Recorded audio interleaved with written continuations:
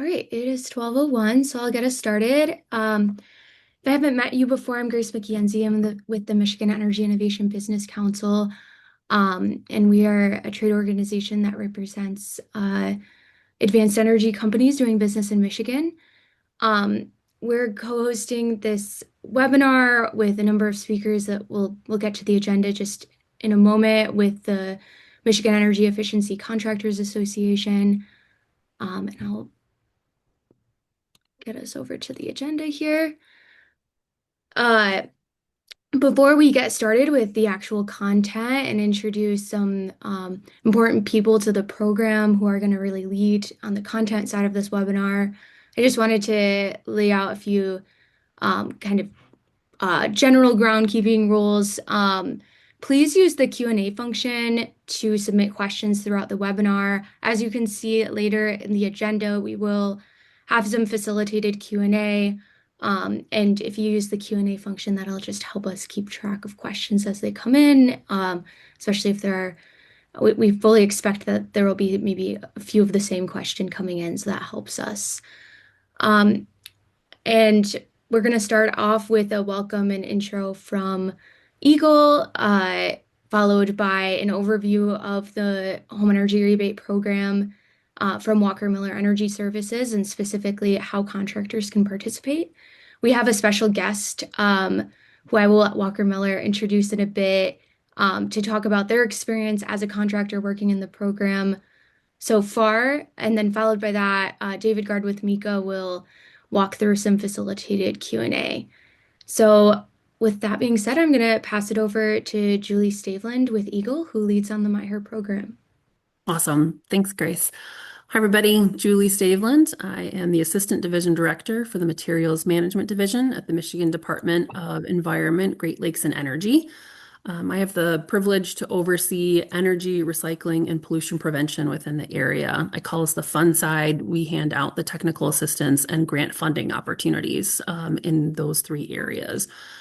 Within our energy sphere, our goal is really to move forward towards an energy efficient built environment with a resilient and hardened grid that provides affordable, clean, and reliable energy to all Michiganders.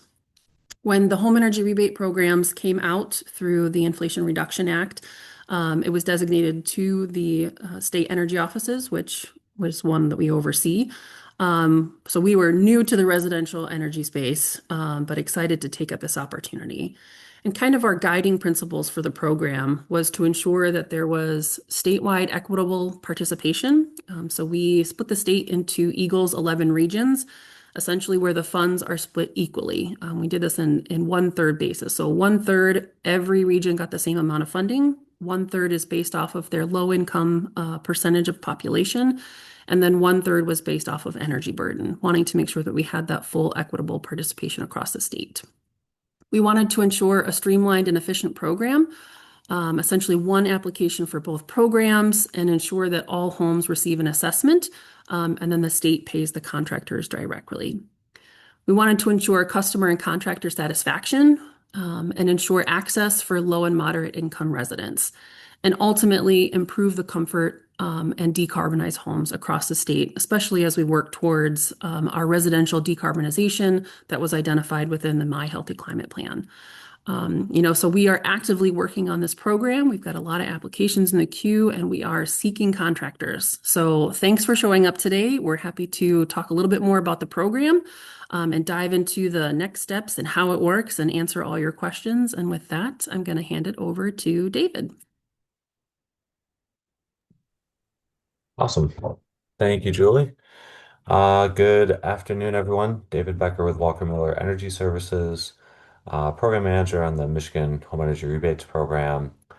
Here to give you a rather brief, but hopefully enough detailed interview on the contractor process and the program, uh, generally how the program is set up and how it's structured and how you all could participate if it aligns with the products and services that you provide the communities.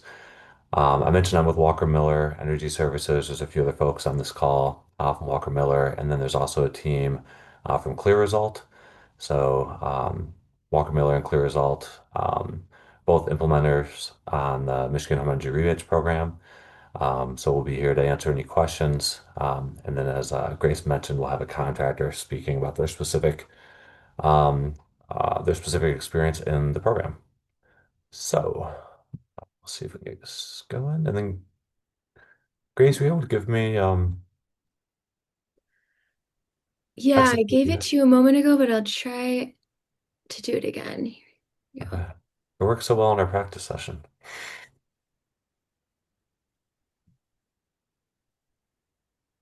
Did you get the notification? Mm-mm. All right, I am gonna do the Strange. slides for you here. Okay, sorry about that. Cool. So I guess what homes qualify for the Michigan Home Energy Rebates program? Search for primary homes only. So those are the primary residents. Secondary homes are not qualified or eligible for the program. We do service both homeowners and renters in this program. Renters would need to have a landlord acknowledgement, and the landlord property owner would be involved a little bit in the process, just signing off on the initial proposal and the work that was completed, just to ensure that they're kept in the loop on the potential changes happening within that building structure. Um, there's a track for condos as well. And right now it's focused on single family residences only at this time. We do hope to roll out a multifamily component of the program, but for now we're accepting single family households only, those less than 150% area media income. So we have both I guess we'll call it a enhanced track or low income, which is less than 80% AMI, and then a moderate or standard track, which is 80 to 150% AMI. And there's different, you'll see in the next slides, there's different rebate amounts based on those two different income types. Go to the next slide. Thanks, Chris. So I know there's a lot in this slide. This is just primarily setting the stage for the next handful of slides. So don't worry about writing down all this information. I'm going to dive into both the homes and here side of the program in the next slides. We just wanted to, as Julie mentioned, the state really wanted to streamline this Michigan Home Energy Rebates program into one program that has these two rebate pathways rather than two separate programs. So within MiHER, we have homes, which is a home energy rebates program, and here, which is a home electrification and appliance rebates program. And so a household can participate in both homes and here measures. A contractor can receive rebates through homes and here on the same project. The one stipulation is that the rebates can't be used from both homes and here for the same measure. So for example, a heat pump on here, if you're in a enhanced customer's home, there's up to $8,000 as a maximum rebate for that heat pump. If the heat pump costs $13,000, you wouldn't be able to take $5,000 from the home side and blend it with $8,000 on here. So we need to keep the measures separate.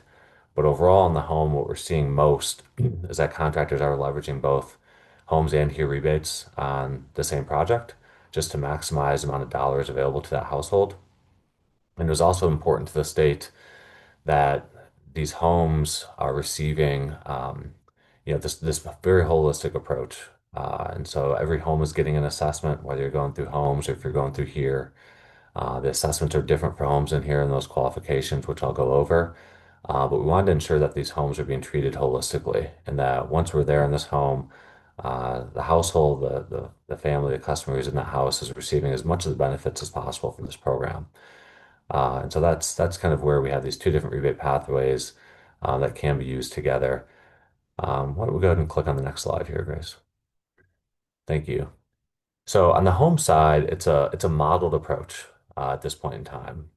So the homes requires a BPI 2400 calibrated energy model, which is conducted by a certified home energy assessor. And so that home assessor is a BPI building analyst professional certified, ResNet are the two most common certifications that we're seeing on those home assessors.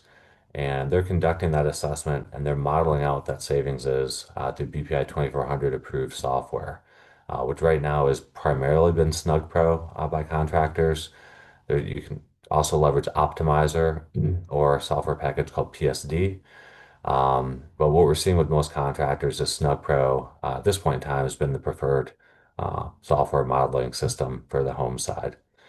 And so depending on how much savings opportunity there is in that home, so you have a bare minimum of 20% for this project to be eligible.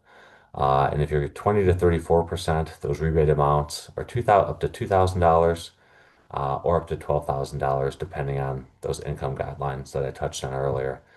On that enhanced track, if you have savings over 35%, then that unlocks rebate amounts of up to $4,000 for your standard customers and then $20,000 for enhanced customers. So as you can see, the savings, the rebate dollars go up quite a bit based on savings amounts, and also goes up quite a bit for less than 80% AMI households and the 80 to 150% AMI households. And with homes, this is primarily I would say more of a traditional energy efficiency program approach, rebates. Grace, if you click on the next slide here, you can see what's available for this program.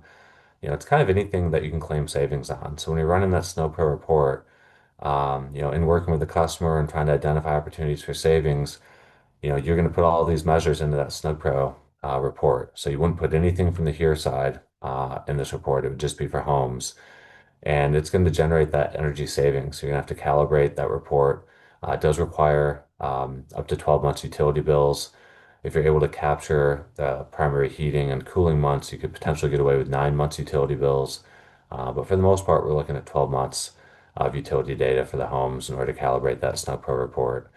And so anything I can claim the savings, as you can see here, some notable emissions with lighting and thermostats, but for the most part, anything that can garner savings, meets the qualifications that we have with the program, can be leveraged on the home side.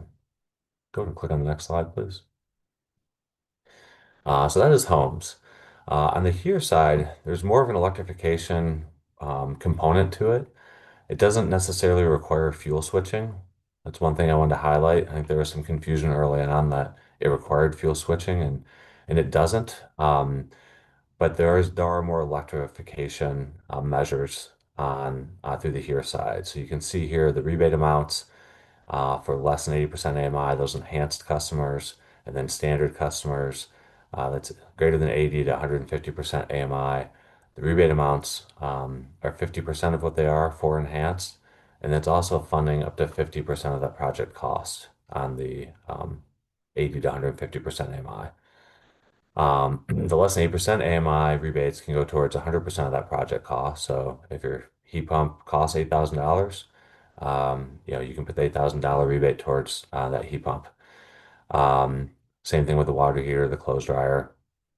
And you'll notice these rebate amounts are prescriptive. So on the home side, it's just up to a maximum dollar amount, up to the 20,000, up to the $12,000 that you can leverage. And then you can figure out how that works with each measure, and you can figure out where that cost breaks out per measure on homes. On here, it's very specific. So it's with each measure, these are the maximum rebate amounts that you can receive.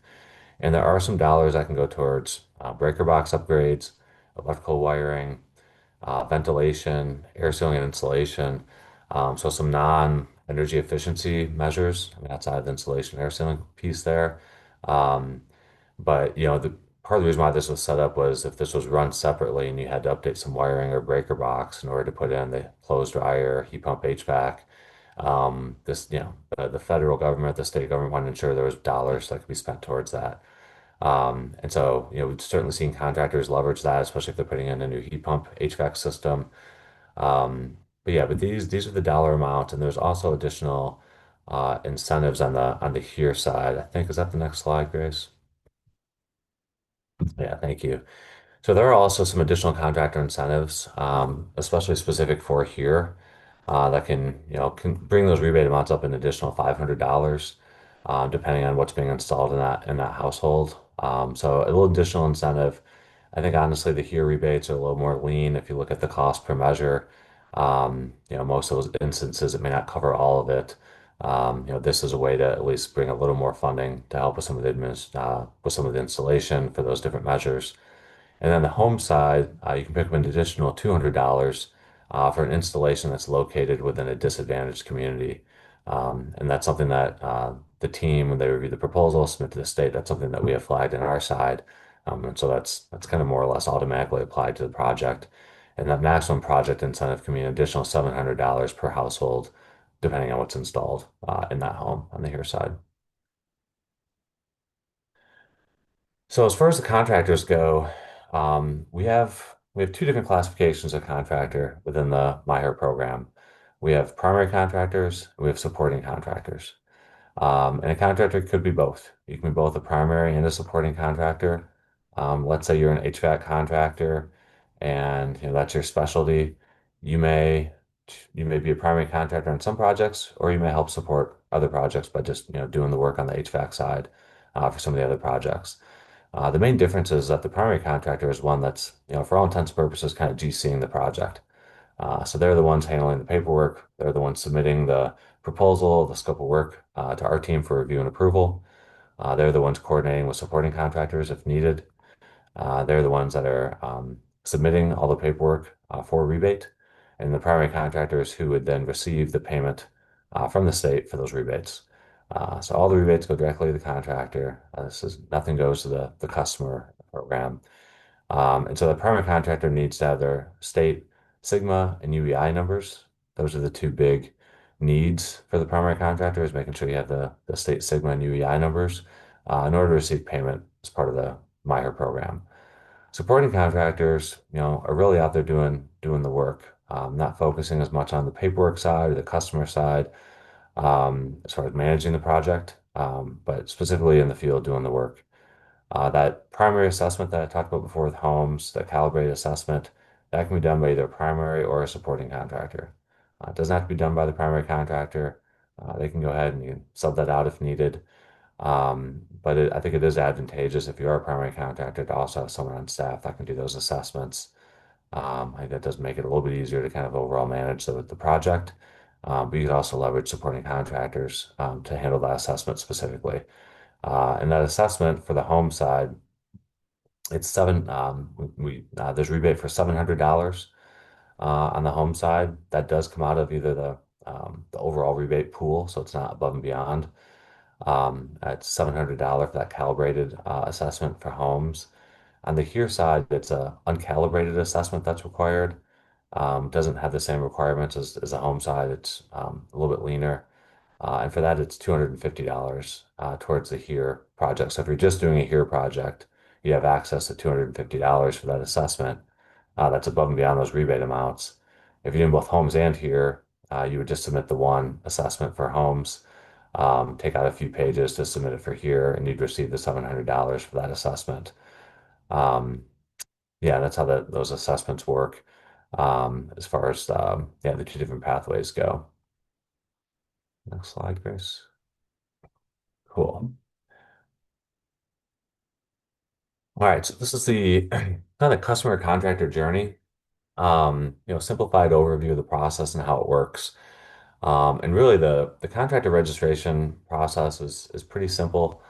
We have an online platform. I'll have a link and a QR code that you can access on the last slide of my presentation to go check it out, look at those requirements.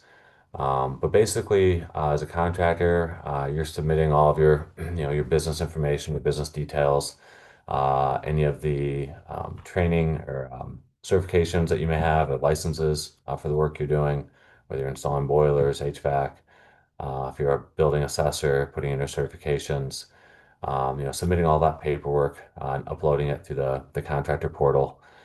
And then also adding in any of your insurance documents, so your liability, your automotive, submitting those documents as well to our team, and then adding any of the contacts or from your organization, any of the people in your organization that you want to add as part of that sign up, and submitting that to our team for approval. We're basically looking to ensure that you say you're going to do all these different types of installations, ensuring that that matches and aligns with the building licenses, and then also reviewing any of those insurance documents, verifying that Sigma and UEI numbers if you're going to be a primary contractor.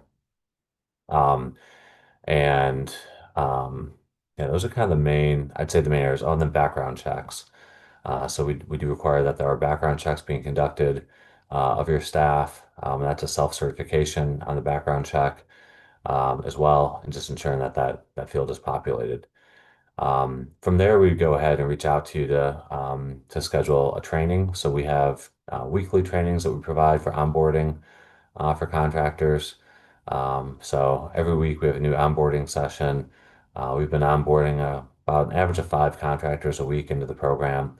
It's about an hour and a half training and really goes over the program, but also how to submit the paperwork, how to submit for at the very end of the project. Goes through a bit of Snug Pro, kind of some tips and tricks, some lessons learned. It's really important that that training, um, whoever attends that training is going to be involved in the work. So you wouldn't want to send someone to that training that's maybe on the administrative side, talking with customers. You'd want someone that's going to be a little more involved in the work, submitting the paperwork. It's a really beneficial training, and you can have multiple people from your organization attend. In fact, we'd recommend that. I think that's helpful to get as many people involved in that initial training as possible. I know it's an hour and a half, but it's filled with really good information that we provide during that session. But once you do attend that training, for the most part, unless there's any other hangups or issues, we're going to go ahead and get you approved as a trade ally. From there, you're going to show up on our contractor lookup tool. So we have a website that we send customers to find a contractor. So by all means, you can bring customers to the program, tell them where to go, have them go in and get income qualified. We also have had, a good number of applicants. We have probably over 10,000 customer applications in the queue right now. Some of those are being actively serviced by contractors, but there are a lot of customers that are coming through to the program pretty organically. For a while there, we were seeing around 12, 1,500 new customers a month coming into the program. So we can certainly bring leads your way if that's something you're looking for through the MiHER program. There's a lot of need out there for the customers that are getting qualified. Um, but from there, really, the residents contacting you, or again, you're bringing them to the table. We'll provide when the customer gets qualified. They're going to get an email that basically has their approval information. They're gonna send that to you. So you're gonna ask for that information.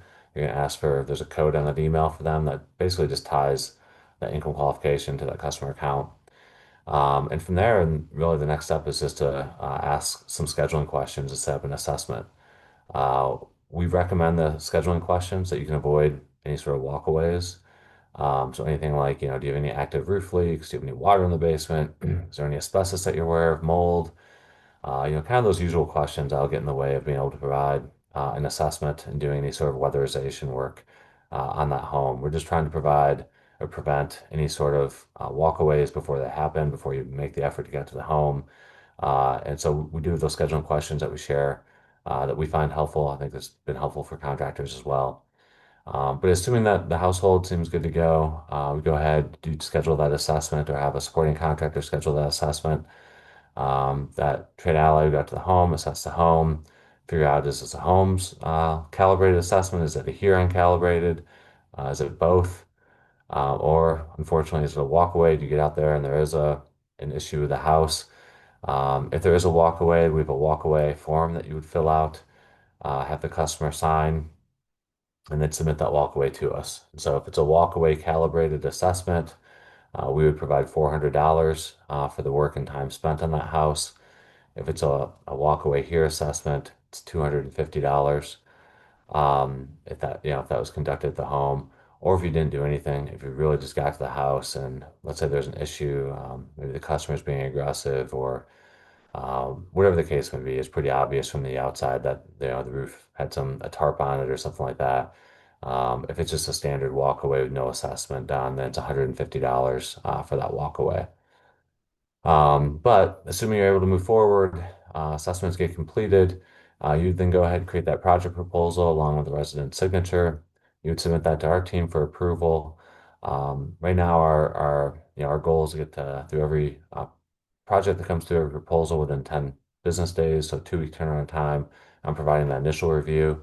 We really recommend, I'll go over some of these tips and tricks later, but setting up a one-on-one session with our team to help walk through that project ahead of time just kind of helps streamlines things on our end.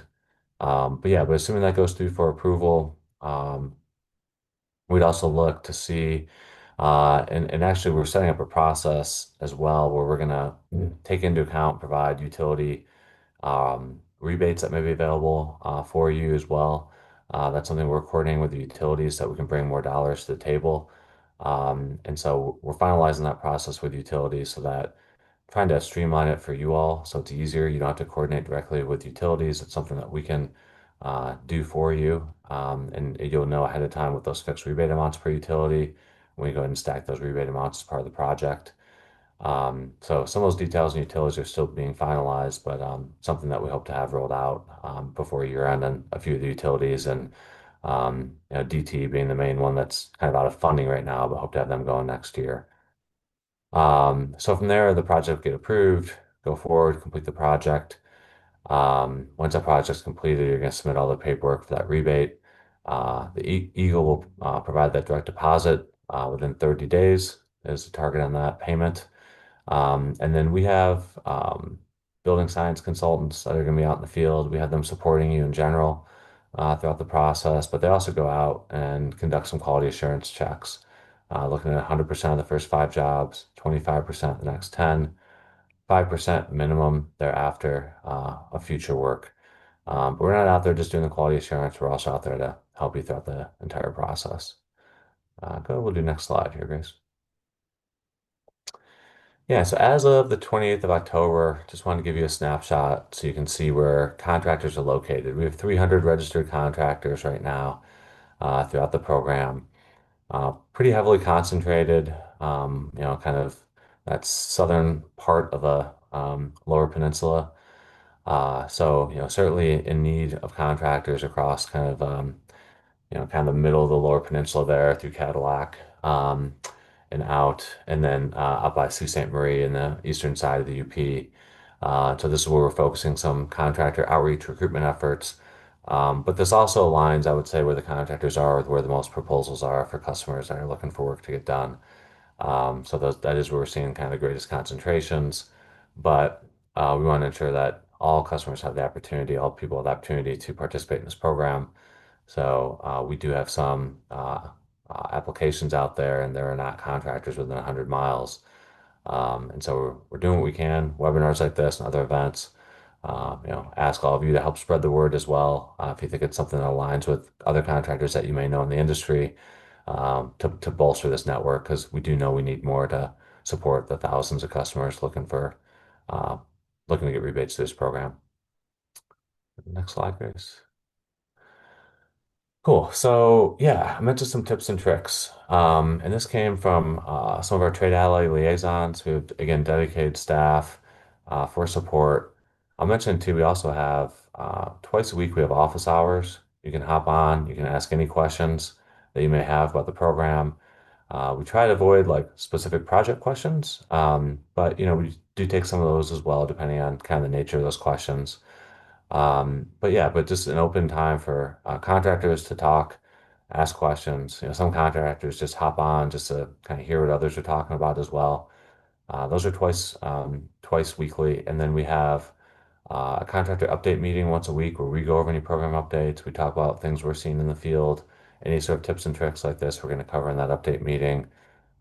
Maybe some lunch and learn if we have an opportunity to do that during that update meeting, or we'd have a dedicated lunch and learn as well. So, for example, it could be something about leveraging SnugPro or submitting a proposal. We have a PNNL tool for our quality installs. Or photography requirements, things like that. It's kind of where we want to cover those bases. So every week there's a lot of engagement with contractors. And then we also send out a weekly kind of recap email from all those sessions. Just so if you weren't able to attend any of the meetings, you're still not being left out. Still can see what we're covering. But yeah, so one of the tips from our trade out liaison is really to start slow in order to go fast. And I think initially contractors had so many projects coming to them. They're out in the field and working and getting projects going, kind of before maybe having the full understanding of the process and the requirements and how long it's going to take to kind of move things through. And so we're seeing some contractors have more success with focusing on orchestrating a small number of projects, maybe one to three, and really trying to take them all the way through, just so that you get a better handle as far as the program, goes, and kind of prevents any internal backlogs on your end as well. And we've seen that be helpful for some of our newer contractors. And that kind of dovetails with number two, which is just being kind of cautious of that upfront investment, not overextending yourself, getting too much money out in the field. Again, until you have a better understanding of the process, you get a few projects through, just more of a measured approach, reducing any sort of financial risk on your end and just having that confidence where going forward exactly how to submit projects, and kind of what that's going to look like as you go down the road. So really just starting slow and then ramping up once you get a full handle on everything is something that we think is a good approach for new contractors. And then third is what I mentioned before. We're here to support. We want to be, please leverage our team. I think, and you'll hear probably from Jeff later, but we're willing to help you. And we say to new contractors all the time before you submit a project, like let our team review it. Just make sure there's no flaws. Make sure it's going in clean. It's gonna help you, have projects move through faster. And it's gonna help our internal team as well. It's just gonna make things more efficient all around with the program. And once you get that first one under your belt, I think it is a lot easier to start moving through after that. But making sure that first one goes through smoothly is just kind of getting off on the right foot. Um, yeah, it's something we recommend for those new contractors. Yeah, so I mentioned before, we have program support throughout the state. This is statewide. We cover a lot of territory, and we have people set up throughout the state, locally, to support contractors in all these different regions. We're also very available on the phone, over email. We can set up one-on-one meetings, whenever needed. We've had a lot of one-on-one meetings with contractors, just wherever we can help. It's been, the soft launch, this program kicked off in April, so it's been out for about 7 months almost. It's a new program. There have been some learnings, getting everything ramped up, getting systems in place, hearing back from contractors. I think it's really starting to pick up more traction now, which I know Jeff will talk about as well, our contractor today. But we are here for support throughout the process. Want to make sure that you have an outlet as you kind of move through the program. And yeah, so ways to sign up. So that's the website. That's the phone number. You have your phones. You can just snap that QR code there. And then any questions, that's our general contractor email. It's MiHER at wmenergy.com. And always here to support for any questions. And if you're thinking about getting registered, you're not sure, feel free to email. That's kind of the best way to get the ball rolling. If you have any questions, I'd recommend that email address. But you can also go online and learn more about the program there. Again, just want to provide enough of an overview today so you get to understand the program. We'll kind of avoid all the details. I think with that, we're going to move into a contractor Q&A unless there's any initial questions I can answer at this time. Yeah, thanks, David. I've turned my video on. I'm not sure if people are seeing it yet, but I'll just introduce myself here. The voice behind the slide you're looking at is David Gard. I'm the executive director of the Michigan Energy Efficiency Contractors Association. I'll be moderating the rest of today's webinar, and I think we're right on schedule to where we wanted to be. Um, David, thank you for giving us the important implementer perspective on the program details and kind of what you've been seeing so far from that perspective. But what better way is there to understand what it looks like on the ground than to bring in somebody to talk about what their actual experience has been as a contractor in the MiHER program? And so we're really excited to have Jeff Anderson today with Great Lakes Weatherization. Jeff, welcome. Thank you guys for having me. Thank you for being here. And what we're gonna, let me also mention, remind people that we will do a facilitated Q&A to wrap up the webinar. It looks like we've already got a handful of questions that people have dropped in the Q&A feature. So you're welcome to continue adding to that. We'll get to those in due time. But uh, in order to learn from what Jeff and his company have experienced so far. Jeff, could you start out by just briefly saying how long you've been in business and kind of what services your company provides, just so people gotta get oriented about who you are and what you do? Yep, no, good idea. So, like he said, my name's Jeff Anderson. I'm with Great Lakes Weatherization.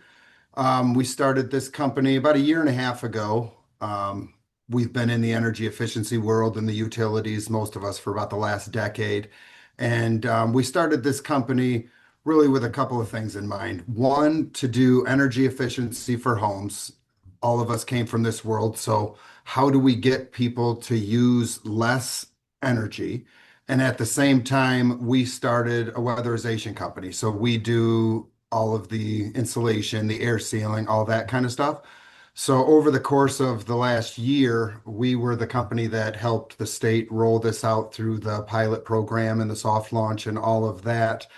And so my company's morphed a little bit in the sense that we're now doing a lot of contractor management. So we have HVAC partners and electricians that we've partnered up with to try and get these jobs done because there's there's not enough money in the pot to say for seven different companies to be in there. So you kind of everybody has to have what's their niche and how can you get these things through. And that's kind of where our niche has been created. Great. And then just give us a brief explanation of how you learned about the program and why you decided to become involved.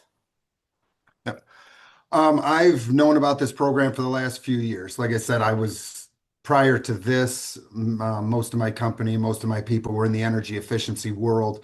And so we knew for a number of years that this type of a program was coming out.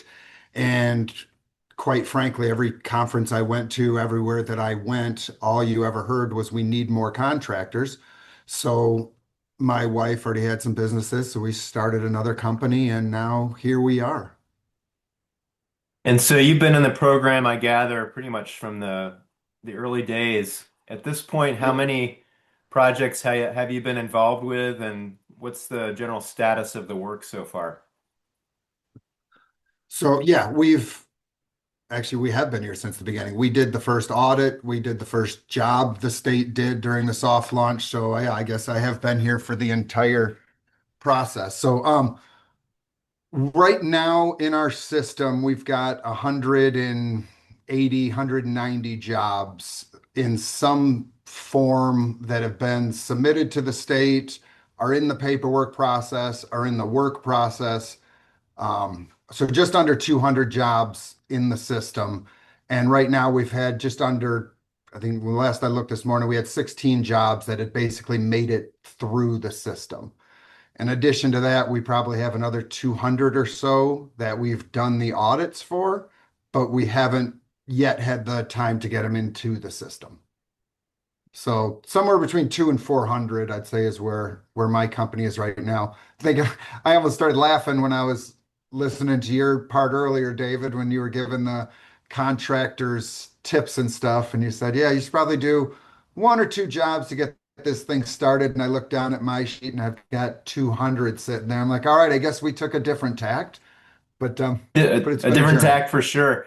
Of those No. roughly 200 projects, do you see any pattern in terms of like a small number of geographies that represents for your company or certain kinds of projects? And how does the split that you've done look like between homes and here so far?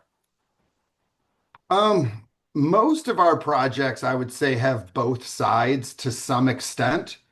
So my company is kind of in three different locations, but we're also all over the state. So I've got a huge focus in Muskegon, a huge focus up in the UP, and then another one down here in Southeast Michigan. And when we're looking at these, you kind of look at them like a spectrum, I guess.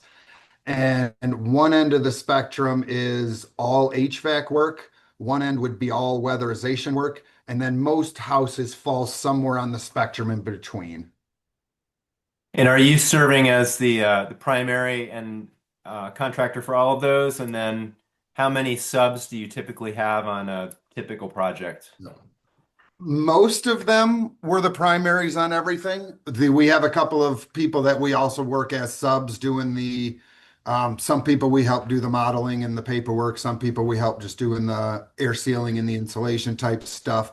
But primarily of those 200, well, more than 90% are probably us as the primary. And mostly what we would have is we'll have an electrician and an HVAC partner is usually who we need because we're doing the audits, we're doing the insulation, we're doing the air sealing. We can do the doors and windows, even though I guess we should probably wait until that one when we talk later. Don't market doors and windows for this program. That'll be one of my trips and tricks and tips. That's going to be the easiest way for you guys to get into people's houses, but it's the hardest thing to do in the program. So you don't get a lot of savings. They're a big pain in the butt, but they are in the program. So that's going to be one of your trips and ticks for customer service. Picking up on that thread of what customers are looking for, what is there like a typical way that you connect with customers? Are these people you're going after anyways, and you bring the MiHER funding to your business development? Or are these people who are finding you? How does that work out in the marketplace generally for you? It's both. It's being a primary contractor, your phone rings and it's not always in the area you guys are going to work in. So you're going to have to do some filtering out of what jobs you can take on those things. But the phones do ring with people coming in because they're hearing about it and they're seeing it. And also, we are doing some outreach as well. I held an event up in the Marquette area, and we had a big event with a bunch of the neighborhood coming out to get the word out. So a little bit of both ways, and then also obviously online and those different things. Great. Is there like a project or two or three that kind of stand out to you in terms of things that went particularly well, and like what made them successful? Mm. The example, I'm not going to use her name, but the example I always use is a woman up in the UP. She was actually the first house that we completed during the soft launch of this program. And one, she's the cutest little old lady you'll ever meet. So she's just the person you want to help. And then second, she was on fuel oil.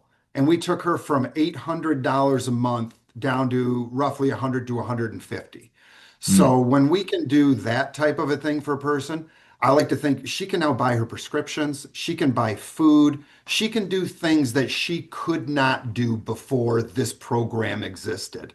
And when you think about this stuff, no one really gets excited about energy efficiency. But when you can put a face on it and do a story like that, you're like, oh, yep, okay, this is what we're doing here. And that one always makes me feel good when I think of her. That's great. I will remind people, keep adding your questions in the Q&A if you want to get to those in the facilitated Q&A, and those can also go to Jeff in addition to Julie and David who spoke previously as well. Jeff, kind of getting back to where you started to go there at one point with tips for success. Is there anything you would add to what David Becker identified as things that you've learned along the way that you would really counsel other contractors to keep in mind as they get started with a program? Yep. Two two biggest ones that I thought of is you always have to begin with the end in mind. One of my old bosses used to say that, and it never really clicked until later. But when you're with a program like this, you do have to begin with the end in mind. And the end in mind to me is the invoice that's going to eventually get sent in. And you have to think of all of the different things that are going to take to build that invoice to be complete and right and ready to submit. And part of that tangent off of that is this has to be a company commitment to do a program like this. It can't be one person in your company heard about this thing and they want to go try and get a few bucks for one of their customers they have coming in. It's way too much work and way too much to learn to do that kind of stuff. And when I say a company commitment, if the person in the office wants this to happen, but no one is communicating to the person in the field what pictures we need and what stuff needs to get done, then the people in the field are eventually gonna not get the pictures they need. And then that's going to get the people in the office frustrated because you're going to have to send the people in the field back and those kind of things. So when David talked about starting slow, meeting with their team, understanding what it is you're trying to do in here, those are crucial from the start, and understanding those before you guys get too deep into too many projects or you overextend your cash flow or any of those kind of things. So those would be a couple of really big ones that come to mind. And then as we shortly transition here to more of a general Q&A involving everyone on the panel who's available here, um, is there let's One see. other one other thing I just thought of as we're sitting Yeah, here. please. Um, so much of the customer interaction and what we do and perception of what we do is so much different now than when I started. And when I look at the houses now, and when my people are talking to the customers about these projects, we go back to the model. As David pointed out, there's two different programs. There's the Homes in the Here program, and each one is different. And so for the one side, you have to be able to model the 20 or the 35% savings. And you guys are going to get really familiar with Snug Pro and how to do a lot of that kind of stuff, but it's not always going to make sense to the customer. As I said a little bit ago, the customer is going to say, "Well, I want doors and windows." And you're going to look at your model and you're going to say, "I can go spend that whole $20,000 on windows and I can save them 6%." Like, or I can go do an HVAC and an insulation upgrade and get 40%, and then this customer is truly better off. But sometimes the customer doesn't see it that way. And so make sure you guys look at that model and understand when we look at these houses, it's how can we reduce their energy usage? And hopefully that fully lines up with what the customer was expecting coming into the program, but it's not always the case. So I think it's a recurring theme with working with homeowners as customers: education, education, education. One last question for you directly, Jeff, before we transition to our Q&A session. Um, and I assume I know the answer to this, but there must be a learning curve that you've experienced, and kind of how quick is that learning curve for you? Well, we've been going at this a year. So every day we're still learning stuff. And the whole team is. Our team is, the other team is on the other side. And so while there is a lot to learn, there's a lot of pictures that are required, there's a lot of customer signatures that are required, but the main tenets of the program that you guys will learn in the onboarding is what we all know. You got to go out, you're doing an audit, you're doing this work, and it's good work. So I think I drifted a little bit on your answer there, but I think I covered where you were going. Yeah, you did. At this point, I'm going to invite everyone else who might want to be involved in the panel to join us here on screen. And we're going to start going through. We've got 6 questions in the Q&A right now, and I'm going to start with one that's a little bit further down and have you start with this one, Jeff, and I'll just read it. What has been your experience with Snug Pro and also your experience with the uncalibrated checklist for here? Um, Snug Pro, yeah. Um, David listed off three different products that you guys can use in order to do a calibrated model. And all of them have quirks. All of them you have to learn. And almost every house is going to be different. So I'm very fortunate on my staff to have a number of people that know this stuff really well.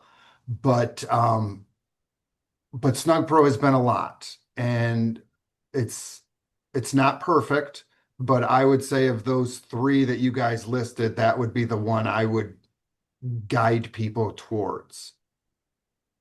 David or Julie, anything to add to what Jeff has said? No, I think I'd mentioned some of the tips and tricks and sessions we've had, the lunch and learns. We've tried to help contractors kind of dive into Snug Pro. I think for some that are used to using like a modeling software, it's been fairly straightforward. I think for others, it's been maybe a larger lift. It is a bit, it can be a bit specific. So if you're trying to calibrate the report, I know we had one customer and they had a hard time getting it to calibrate, and they finally found out that the customer used space heaters during some of the winter months. And once they found that out, it calibrated. So it is looking at that utility data, and it's trying to ensure that what's going in is accurate, but it provides a good job of, I think, calculating out what those modeled savings can be on a per home basis. As Jeff mentioned, it's not windows and doors, it's weatherization and HVAC. That's where you're going to find the biggest savings. And I'm hearing the message clearly that if people do have questions or difficulty with Snug Pro, there's people available to help them. Absolutely. Right. All right, let's go to some other questions here. Um, would it be possible to clarify the heat pump eligibility requirements for both programs, specifically homes referred to central, and here just says heat pump HVAC? Does here require Energy Star, or are there specific requirements for things like SEER, HSPF, and EER? I'm not the most technical person on this panel right now to directly answer that question. I can tell you with homes, you're going to be looking at those, and we have a whole material installation guide. They'll give you all the specifics on the types of heat pumps and what's eligible for this, which is based, I think in most situations, it's going to be Energy Star, and that is still the primary requirement we're looking for in a lot of these measures. There's no differentiator between the homes and here side as far as heat pumps. It could just be the wording that was on that slide. But yeah, homes is tied to the modeled, obviously the modeled savings. So depending on what you're putting in, it's going to model out differently. On the here side, I will say the heat pump has to has to address the majority of the heating in that home. So you wouldn't be able to use the a here heat pump for, let's say, to replace an air conditioner. That's not what this is for. It really is to replace the majority of the heating in that home. There is an avenue, and we've seen it through contractors and customers, where you can put in a furnace, a high efficient furnace through homes, and you can do a heat pump through here. The heat pump can be the majority, and you can have that furnace handle kind of the colder days, kind of the deeper winter days to help assist. Because the other thing that's required on the here side will be a utility bill impact analysis and a customer affidavit to sign off if they're doing fuel switching for a heat pump. As much as we want to, focus on decarbonation efforts and electrification, we also want to ensure we're not increasing the energy burden on these households and raising their bills. And so that's one thing that we are, that's very top of mind for us. And so we've seen the dual fuel system be an avenue that some contractors and customers have been interested in just because it's more cost effective depending on where they're located. It can be more cost effective based on the utility rates that they have in their territories. Okay, we've got a couple questions here on the uncalibrated audit. What are the guidelines for the non-calibrated assessment for the HERE path? Could you speak more to that, either any of you? Yeah, I'll just comment and then anyone else can feel free to dive in. But it's pretty general, honestly. It's I mean pretty straightforward visual home inspection, some pretty minimal home details. And in that data collection. There's no requirement on a software, so you don't have to use Snug Pro for that. We've had other people just filling out spreadsheets or leveraging their own software platforms to provide that here uncalibrated assessment. And really, the intent of this is just to ensure that each home is being reviewed, that each home is being assessed, that we're capturing the energy opportunities, energy efficiency opportunities within that household through some sort of an assessment.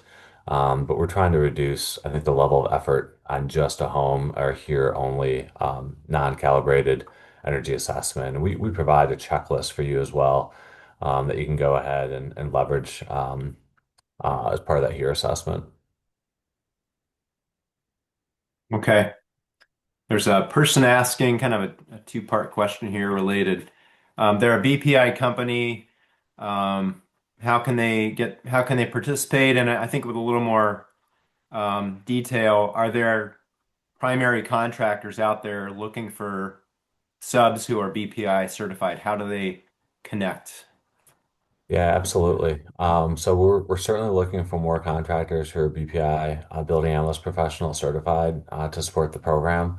As I mentioned before, that's like the main gateway into the program is having that assessment conducted, and we need more contractors out there that assessment. I think right now we have active maybe about 55 contractors that have that home energy assessment, that certification requirement, sorry, for the home energy assessments.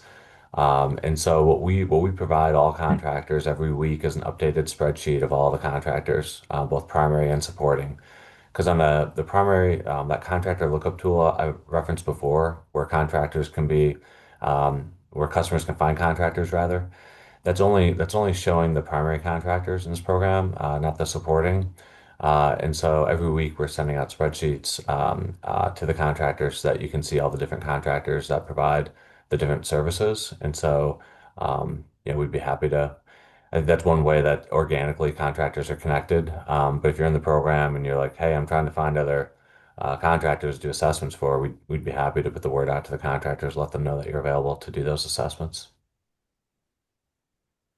As we maybe take one or a few more questions, there's still time to put some questions in if you haven't asked one yet.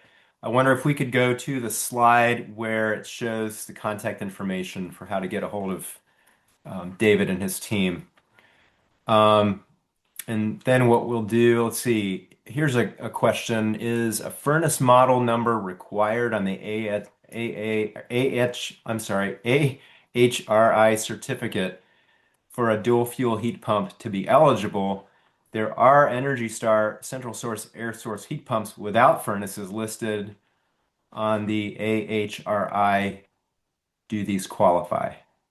Yeah, so they would need to be compatible, even though one is being offered through here, one's being rebated through homes. They would have to be compatible units. So yeah, we would need that additional information for the furnace and the heat pump to ensure the compatibility. Great. There's still a minute or two left. Julie, I'm wondering if you might go in and just kind of, I noticed you had a couple of written responses to questions, and just in case people haven't been following those threads, could you briefly talk about what you've entered into the chat here? Yeah, so one of the questions was about the training for residential energy contractors. So this was supplemental IRA funding through the Department of Energy that was formula based that the state applied for. We received our conditional award for that funding. Basically, what that means is DOE says, great, we're going to fund you, but we need to negotiate the terms. And then the administration switched over. And so under the new federal administration, it's been kind of a thanks for your question, we'll get back to you. So we're kind of in this weird limbo land at the moment, especially with the government shutdown. So at the moment, we're kind of just waiting for DOE to move forward on their end to let us know what they need in order for us to finalize our award. We did get finally state appropriation approval, so as soon as we have that final award from DOE, we can move forward with issuing some funding opportunities for that residential energy efficiency training. The other question that someone had posted was related to the SAM.gov in order to get that UEI number, the unique entity identifier, and mentioned that it was closed due to the government shutdown. So I did a quick search and looked online, and there's no message that popped up when I was just doing some quick looking.